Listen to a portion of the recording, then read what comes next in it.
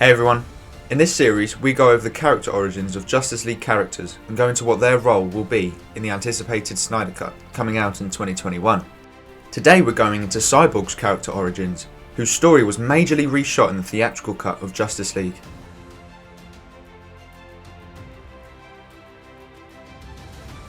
Although he always exhibited a genius level of intellect, young Victor Stone did not want a life dedicated to science and research like his parents, Silas and Eleanor Stone.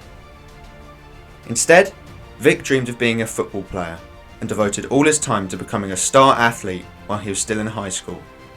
But a tragic twist of fate that should have left him dead instead found him becoming part man and part machine, a cyborg. Saved by his scientist father after a car accident left very little of Victor's body intact, Dr. Silas Stone used all his advanced scientific knowledge to save his only child's life and to rebuild him into a superior being, one that was arguably now more machine than man. As a cyborg, Vic was now far stronger than the average person. He could interface with computers and emit various types of energy that made him a formidable fighter. Although he ultimately chose the path of a superhero, Victor never fully adapted to being only partially human. He always carried a sadness with him, as he mourns for the normal life he never had. One of the planet's greatest heroes, Cyborg nevertheless puts all his internal struggles aside when the time comes to save innocent lives and protect Earth. Because of his ability to interface with computer systems, perhaps there is no hero more fitting for this modern digital age. So what is Cyborg's role in Zack Snyder's Justice League? Well, in 2017 we saw very little of Zack Snyder's vision. A major part of his vision was Cyborg. As stated by Zack, Cyborg is the heart of the movie. Ray Fisher, the actor who plays Cyborg, also said recently that almost every single scene of Justice League that he was in was reshot. I believe this means that Zack's Cyborg story was way too dark for Warner Brothers, who at the time were trying to create more of a light-hearted film, and so they decided to completely reshoot it. In Zack Snyder's Justice League, we will see Victor Stone's story and how he became Cyborg. We do not know much about his story, as so much of it was reshot, but here is what we know.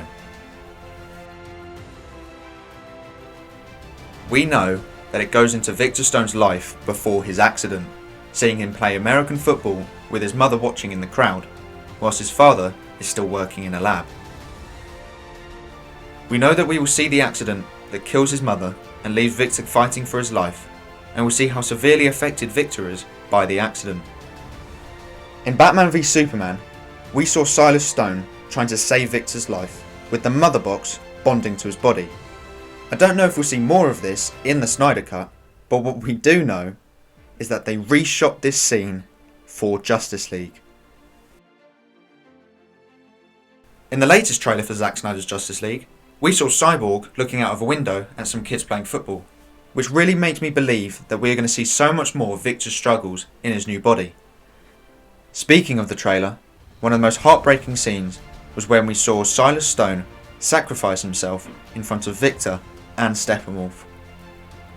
We then see the part man, part machine crying over the loss of his father. For me, this trailer alone has more heart and character development than the entire story for Cyborg in the theatrical cut of Justice League. Cyborg will not be used for quippy one-liners or for comedic value. He will have a story, one of the most tragic stories within the entire DC cinematic universe. Man, my toes hurt. I don't even understand the physics of how my toes hurt. What separates Cyborg from the rest of the League is that he understands the mother boxes. Being saved by them, Cyborg will have a special connection to them, and this will play a vital role in the final battle.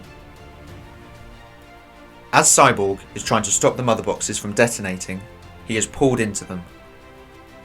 The mother boxes try to fight back against Cyborg, not physically, but emotionally. They try to persuade him to join their side by offering his old life back, with his mother and father alive. A little theory of mine is that Cyborg actually accepts the offer from the mother boxes. Doing this causes the mother boxes to detonate, killing the League, other than the Flash, who runs back in time to stop everything from happening. That is just a little theory of mine, but I think also, do not forget to turn on post notifications, as I'll be going over more information about the Snyder Cut as it comes out. But until then, bye bye.